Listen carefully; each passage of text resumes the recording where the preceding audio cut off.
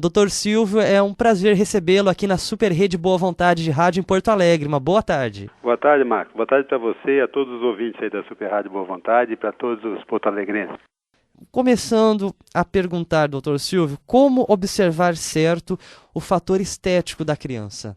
A estética é uma coisa extremamente subjetiva. A gente tem, assim, o conceito estético nosso é sempre baseado nos familiares, né? Então, normalmente uma pessoa procura um parceiro ou uma parceira semelhante a si, que é semelhante aos seus familiares. O conceito de beleza de uma criança é o pai e a mãe, é aquele conceito. E esse é um conceito subjetivo e que mantém até uma certa, assim, filosoficamente falando, mantém um padrão de estético dentro daquele meio em que se vive. Sim. Isso, infelizmente, está sendo mudado atualmente, né? Com todos esses bombardeios que nós estamos tendo com a beleza. A gente ouve cada coisa. Esse caso, na valorização da beleza, um esteticista que aplica botox na filha pequena, de 6 ou 7 anos, e que a desculpa é que é para ela poder participar de concursos de beleza, que tem muitos nos Estados Unidos, tem muito disso, né?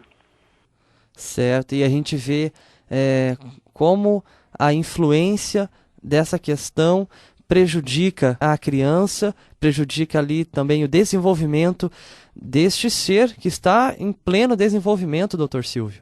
Este ser, quando você joga uma carga em cima de uma criança, uma carga desta, é uma meta inatingível, porque a criança não tem esse conceito estético ainda. Então ela tem que atingir o conceito estético do pai ou da mãe.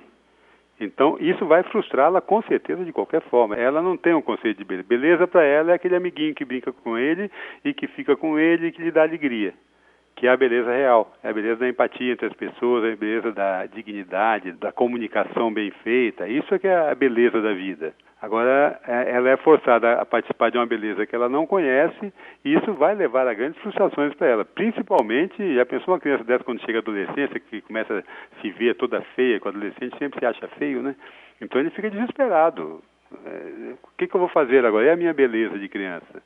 Ele está criando outra beleza que é a beleza do adulto.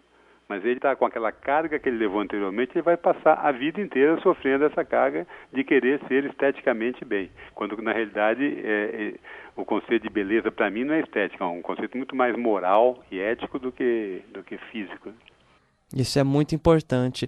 Então, é preciso respeitar também cada fase da vida, né? Não ultrapassar as barreiras, né? Criança, criança, jovem, jovem, adulto, adulto. Exatamente. Mas esse massacre estético está acontecendo nas crianças, nos jovens e nos adultos, infelizmente. Está chegando a todos, né?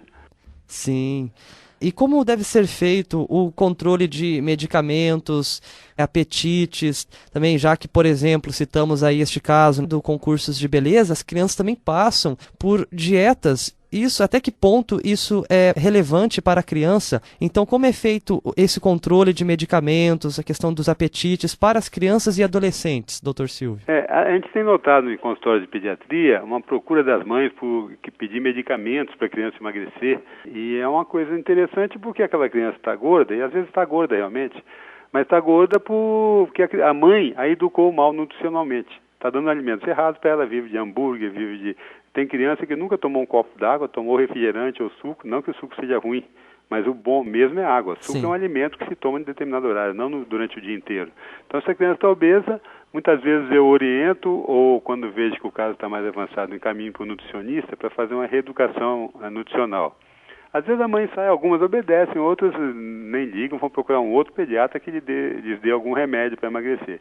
E remédio para emagrecer não existe, você sabe, né? Porque existem esses remédios que são altamente tóxicos, de ação central, e que quando para de tomar, volta tudo de novo. Então não vai resolver o problema. O que resolve o problema é uma educação alimentar e a prática esportiva, né? E vemos também que as queixas, né, então, de pais, de responsáveis, nos consultórios, essas queixas comuns, está ligado mais ao físico, por exemplo, a verrugas vulgares, aquelas, né, orelhas de abano ou mamas avolumadas, são algumas dessas queixas. Reclamações essas, doutor Silvio, que tem preocupado os pais, mas será que as crianças, né, têm essa preocupação? A gente fica se perguntando, né? A criança dificilmente tem. Quando eu consigo, muitas vezes eu falo para as mães, olha, vamos aguardar um pouco. Por exemplo, o hemangioma, que é um exemplo, é aquele vasinho vermelhinho, um tumorzinho vermelhinho que fica na pele. Às vezes ele vem para fora, tem pessoas que têm o rosto todo com aquela mancha vermelha, aquilo é um hemangioma. O hemangioma é comum em criança, aparece, e geralmente até os 2 anos desaparece. Tem mães desesperadas que já querem operar a criança, fazer plástica da criança com 1 ano de idade. Mas isso não vai, isso vai desaparecer. Se a mãe obedece, ela percebe que realmente desapareceu. Outro caso é o caso, por exemplo, de orelha de abano. Quantas crianças eu vi com orelha de abano que as mães querendo operar, falam, vamos segurar. Chega na adolescência, a criança não quer operar, fala, não, eu estou bem assim. Ela gosta daquela orelha dela. Que é isso? Você tem direito ao seu corpo, você não pode deixar que os outros o dominem, né? Então a criança depois não quer, quando na adolescência. Alguns poucos querem, porque o adolescente às vezes se acha feio, tudo que puder melhorar ele vai querer, né? Mas muitas crianças chegam na adolescência, a cabeça cresce, o corpo cresce, o cabelo cresce, aquela orelha que era tão importante para a mãe, para a criança não tem importância nenhuma.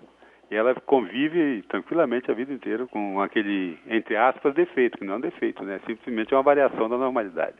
E muitos já se sujeitam a operações, né, a cirurgias. Quais as normas de orientação para os pediatras e o público em geral, antes que apareçam novas patologias causadas por essas operações, doutor Silvio? Exatamente. Aí nós vamos ter, com esse grande número de cirurgias que vão ser feitas, se a coisa evoluir do jeito que está evoluindo, você vai ter os problemas anestésicos, né, nas cirurgias, que são com alto risco de vida.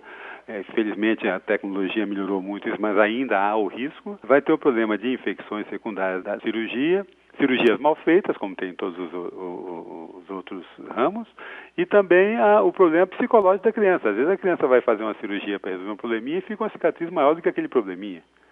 O problema em si, que a mãe queria tirar, tirou, mas a cicatriz fica maior. Então a criança vai passar a ter um problema agora psicológico pela consequência da decepção daquela correção que ela nem desejava que fizesse, né? Agora, como educar, doutor Silvio? O senhor falou na questão da real beleza, e aqui na Super Rede Boa Vontade de Rádio valorizamos muito isso, né? A beleza da alma.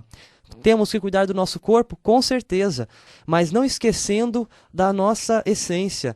A alma, dando a nossa alma com o amor, com o respeito, com a educação, com os bons valores que devem ser nascidos em família, exemplificados pelos pais também. Exatamente, é isso que os pais têm que dar aos seus filhos, não essa preocupação. Não tem o padrão de beleza do cinema hollywoodiano, não tem o padrão de beleza dos atletas, mas tem a beleza própria da pessoa. Você olha para uma criança, não importa se ela é loira, de olho azul, se ela é morena, se ela é mulatinha, se ela é japonesa ou chinesa. Você olha, aquele olhar da criança olhando para você, é aquela doçura, aquela beleza, é uma beleza que você não encontra em nenhum adulto.